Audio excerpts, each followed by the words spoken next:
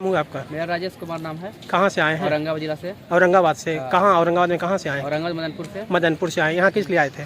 यहाँ बच्चा के एडमिट किए थे, मैंने पहले किए थे, विवेकानंद में किए थे। जी जी। पैसा की कमी के कारण जी हमसे पैसा नहीं जुट पाया, हम यहाँ पर थोड़ा भर्ती किए जी। इसके कारण यहाँ पर किए, लेकिन वहाँ बच्चा हमारा बहुत अच्छा था, स्वस्थ था जी। लेकिन यहाँ हम किए, लेकिन कोई वहाँ फायदा हमको नहीं हुआ। उससे है कि बेहतर हो गया बच्चा हमारा जी। अभी इतना स्थिति खराब है कि 99% का बच्चा नहीं बचेगा। आप मान 99% अभी हम बोल रहे हैं, खुलियाम बोल रहे हैं कि नहीं कि बच्चा बचेगा। क्या डॉक्टर लापरवाही कर रहे हैं? पूरा लापरवाही किया, रात नर्स किया, पूरा बहस किया, हमको बहस कर रही थी। अच्छा अच्छा। पूरा बहस किया है कि बच्चा यहाँ कहा लेकर आई, स्थिति खराब है। बच्चा काहे लेके आई? नर्स बोली है। बच्चा बोली है कि नर्स लेकर आई है, बच्चा काहे लेकर आया, जो स्थिति खराब है। तो हमके लिए बच्चा दिखाई रिपोर्ट, हम जो मेडिकल में किए हैं वो रिपोर्ट दिखाए क्या स्थिति में था बच्चा से। यहाँ स्थिति खराब हुआ है हमारा, यहाँ स्थिति खराब कर दिया, लोग कर दिया। इससे बढ़िया था बच्चा वहाँ था। अभी मेडिकल है काहे के लिए, सरकारी है काहे के लिए, गरीब आदमी के लिए ना, सरकारी है काहे के लिए है। जब पैसा नहीं आदमी जब पैसा रहता तो हमारे पास है, पैसा कम रहता नहीं आया हम, इसके कारण मैं तो यही है। क्या नाम फिर से बताइए? नाम राजेश कुमार नाम है जी, मदनपुर जी।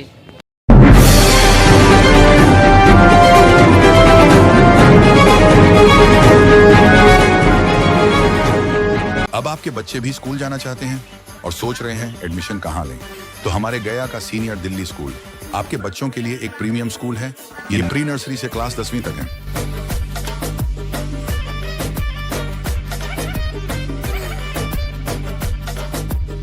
यहाँ की फैसिलिटी की बात की जाए तो यहाँ आपके बच्चों के लिए AC classroom, smart classes, gaming room, auditorium, activity area, library, computer lab और भी बहुत कुछ। मैं सुधांशु सुशासन का सच के लिए अभी फिलहाल अनुग्रह नारायण मगध मेडिकल अस्पताल में है, जहां की व्यवस्था यही है कि एक छोटा बच्चा जो बर्मर मशीन में शिशु विभाग में भर्ती है और अभी चिकित्सक ने बताया कि उसकी स्थिति थोड़ी सी नाजुक है। बावजूद यहाँ कोई देखने वाला तक नहीं है। यहाँ तक कि सुपरिटेंडेंट से जब बात की गई तो मामला कुछ और नज़र आया।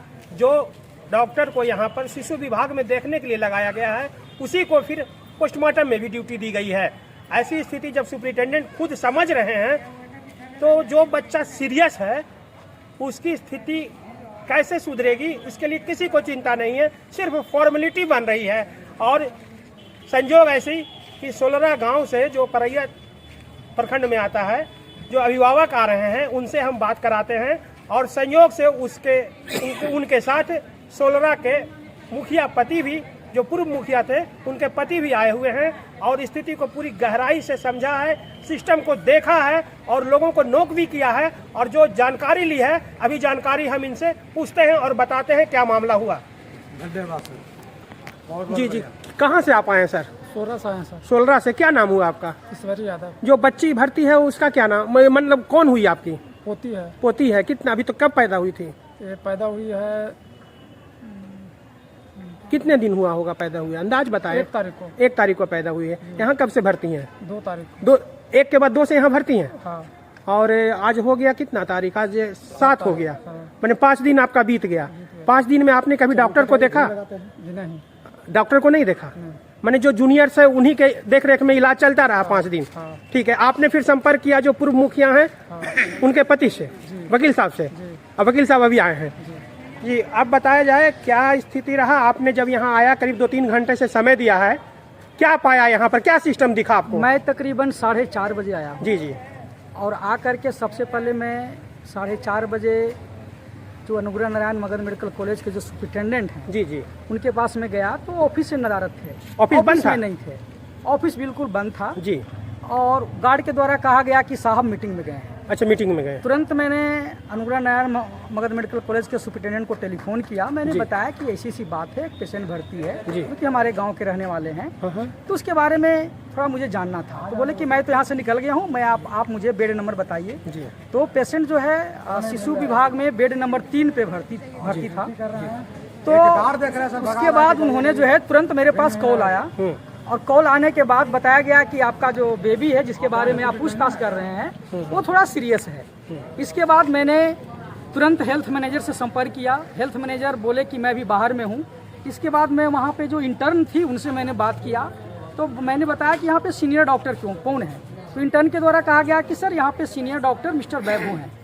जब मिस्टर वैभव को से हमने बात करने की कोशिश की तो इतने में हेल्थ मैनेजर का फ़ोन आता कि सर आपको तो जानकारी सुपरिटेंडेंट साहब के द्वारा दी गई जो डॉक्टर साहब को क्यों खोज रहे हैं। इसके बाद स्थिति ये हुआ कि तुरंत तकरीबन 5:10 पे डॉक्टर वैभव आते हैं। उनसे मैंने पूछा कि आप कहाँ थे। उन्होंने बोला कि मेरा ड्यूटी पोस्टमार्टम हाउस में लगा हुआ है, और साथ में उन्होंने एक बात और कही कि मैं जीबी रोड से आ रहा हूँ, मुझे आने में 1-1.5 घंटा लेट हुआ है। अब यहाँ पे 2 सवाल पैदा होता है कि एक डॉक्टर जो कह रहा है कि मैं जीबी रोड से आ रहा हूँ, 2-2.5 घंटे पोस्टमार्टम ड्यूटी, हमारी ड्यूटी पोस्टमार्टम में है। जब मैंने यहाँ के सुपरिटेंडेंट से बात करने का कोशिश किया तो सुपरिटेंडेंट साहब बोले कि वकील साहब मैंने तो आपको बता दिया क्या स्थिति है पेशेंट का, डॉक्टर के बारे में जानकर क्या करेंगे। इसके बाद तुरंत हमने स्वास्थ्य विभाग का मंगल पांडे जो मंत्री हैं वर्तमान में, उनके ओएसडी से बताया, मैंने बताया कि डॉक्टर जो वैभव हैं ये यहाँ पे लगातार यहाँ पे अब्सेंट हैं। फिर मैंने यहाँ से प्रिंसिपल से बात किया, जो कि प्रिंसिपल जो हैं इस कॉलेज के हैं, उनसे जब मैंने बात किया तो उन्होंने बोला कि डॉक्टर वैभव जो हैं उनका ड्यूटी हमारे पोस्टमार्टम हाउस में लगा हुआ है। अब यहाँ पे सवाल 2 पैदा होता है, एक ही डॉक्टर का ड्यूटी शिशु अस्पताल में और उसी डॉक्टर का ड्यूटी पोस्टमार्टम में, ये कैसे हो सकता है? क्या एक डॉक्टर जो बच्चे का डॉक्टर है वो पोस्टमार्टम हाउस में जाकर के कैसे ट्रीटमेंट कर सकता है, जो भी वहाँ पे काम कर सकता है, और वो व्यक्ति यहाँ कैसे कर सकता है? ये बहुत बड़ा सवाल है। अपने बिहार सरकार के मंत्री से पूछना चाहता हूँ, स्वास्थ्य मंत्री से पूछना चाहता हूँ कि इस तरीके के डॉक्टर के ऊपर, और जो डॉक्टर का ड्यूटी इस तरीके से लगाया है उनके ऊपर तुरंत कानूनी कार्रवाई होना चाहिए। तो इस पर तो जो प्रिंसिपल हैं उन्होंने भी तो सवाल उठाया कि ऐसा नहीं होना चाहिए, ऐसा कैसे हो गया? जी बिल्कुल, इस पर बात हुई थी। हमारी प्रिंसिपल से बात हुई। प्रिंसिपल का कहना था कि सर इसमें हम क्या कर सकते हैं, ये जो रोस्टर बनाते हैं एचओडी बनाते हैं, और ये विद द कंसर्न ऑफ जो वहाँ का जो वर्तमान सुपरिटेंडेंट है उनकी मदद से बनाते हैं, तो कहीं ना कहीं लापरवाही सुपरिटेंडेंट से हुई है। तो मैंने बोला कि पोस्टमार्टम आपके अंतर्गत में आता है, तो क्या आपको जानकारी इसकी नहीं दी गई? तो उन्होंने बोला कि नहीं सर इसकी जानकारी मुझे नहीं है और मैं पता करवाता हूँ क्या इसमें मिस्टेक है। अच्छा, लापरवाही कहा जाए इसको या जबरदस्ती खींच रहे हैं, इसकी ड्यूटी उसको दो, उसकी ड्यूटी उसको दो, जबरदस्ती खींच रहे हैं। और जो ऐसे में गरीब लोग जो आएंगे, जो अज्ञान लोग रहेंगे, जिन्हें जानकारी नहीं है, वो सिर्फ जूनियर डॉक्टर से दिखा के चले जाएंगे। उनको क्या पता कि सीनियर डॉक्टर कौन है, उनको क्या पता कि इंटर्नशिप किया वो डॉक्टर कौन है। वो तो किसी को व्हाइट ड्रेस में देख के डॉक्टर समझ जाता है, और उसी में बराबर हंगामा होता है। जो इंटर्नशिप किए हुए डॉक्टर हैं उन्हीं पर सारा काम छोड़ दिया जाता है, जो सीनियर रेजिडेंट्स हैं वो कहीं और नजर आते हैं। और सबसे बड़ी बात यह है कि इस पर सुपरिटेंडेंट भी टाल मटोल करते हैं, यहाँ तक कि प्रिंसिपल तक को पता नहीं है ये अनुग्रह नारायण मगध मेडिकल का अस्पताल है। और जब मंगल पांडे के ओएसडी से जब बात हुआ, उन्होंने क्या आश्वासन दिया? उन्होंने कहा कि कहाँ का मामला, मैंने बोला गया जिला का मामला, ठीक है हम सुपरिटेंडेंट से दिखवाते हैं। उनका ये रहा आश्वासन। अच्छा, ये भी सुनने में आ रहा है कि जब आपने मंगल पांडे के ओएसडी से बात की तो यहाँ पर के एक स्थानीय विधायक के पुत्र जो हैं उन्होंने कुछ पैरवी की, जाकर के देखो समझो। जी, बड़ा अचंभव होता है कि बिहार जैसे स्टेट में एक स्थानीय विधायक का बेटा किसी व्यक्ति को भेजता है जो कि कॉलेज की एक महिला स्टाफ है कि वकील साहब क्या दिक्कत है, क्यों हल्ला हो रहा है। इसका मतलब मामले की दबाने की कोशिश की जाती है स्थानीय विधायक के पुत्र के द्वारा। तो ये स्थिति है हमारे बिहार में, और खास करके गया जिला का मगध मेडिकल कॉलेज में।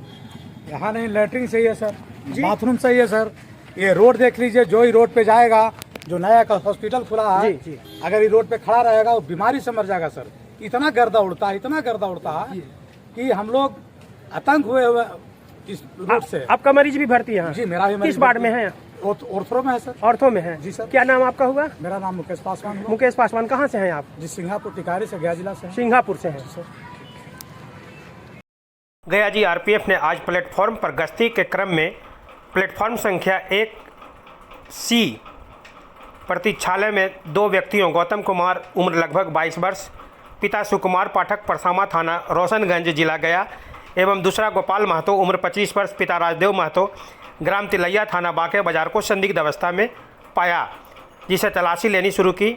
जिससे पहले व्यक्ति के पास से एक लेडीज पर्स जिसमें वीवो कंपनी का पावर बैंक बरामद किया, एवं दूसरे के पास वीवो कंपनी का मोबाइल फ़ोन बरामद किया गया है। इसके बारे में पकड़े गए दोनों युवकों ने किसी यात्री का सामान चोरी किए जाने की स्वीकृति की है। तत्पश्चात कार्रवाई करते हुए जीआरपी थाना ले जाया गया, जहां मामला 23/2026 दर्ज कराया गया। पुलिस से प्राप्त जानकारी के अनुसार बरामद मोबाइल की कीमत लगभग 25,000 रुपये बताई गई है।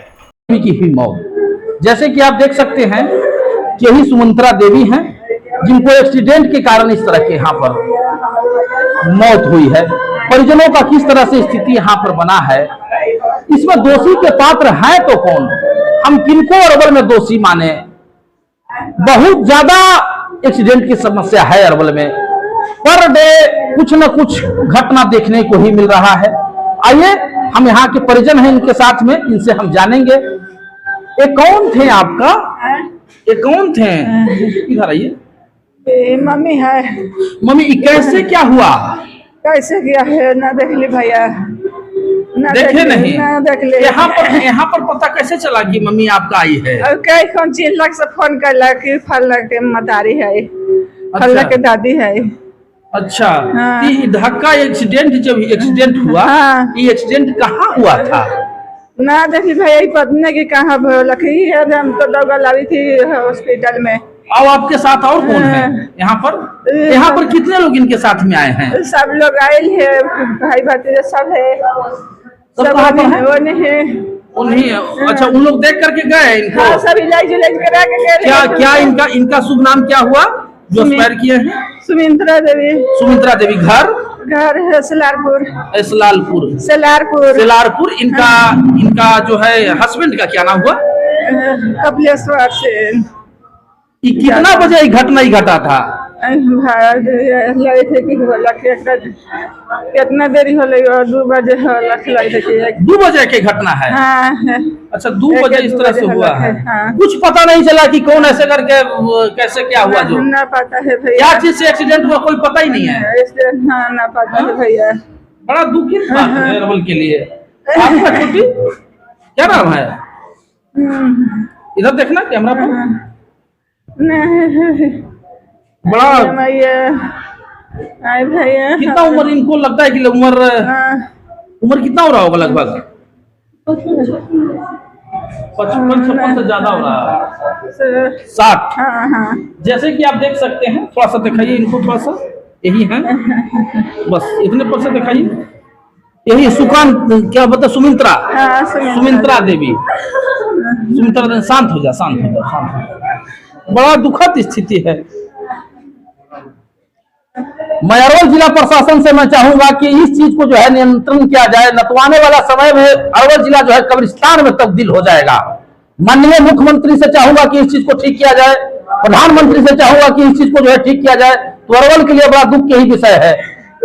माननीय विधायक जी से मैं चाहूंगा कि इस चीज को जो है ध्यान दिया जाए, नहीं तो इस तरह से हालात जो है अरवल को देखने को आजकल मिल रहा है। जैसे कि आप देख सकते हैं कि किस तरह से परिजन का हाल हुआ है। और पर डे अरवल में अगर देखा जाए ना, एक न एक एक्सीडेंट होते ही जा रहा है। मैं सरकार से चाहूंगा कि इस चीज को जो है नियंत्रण किया जाए, ना तो आने वाला समय में यही अरवल जिस स्थान पर हम खड़े हैं कब्रिस्तान में तब्दील हो जाएगा। अपना राय जो है इस विषय को लेकर के कमेंट बॉक्स में जरूर रखें। धन्यवाद।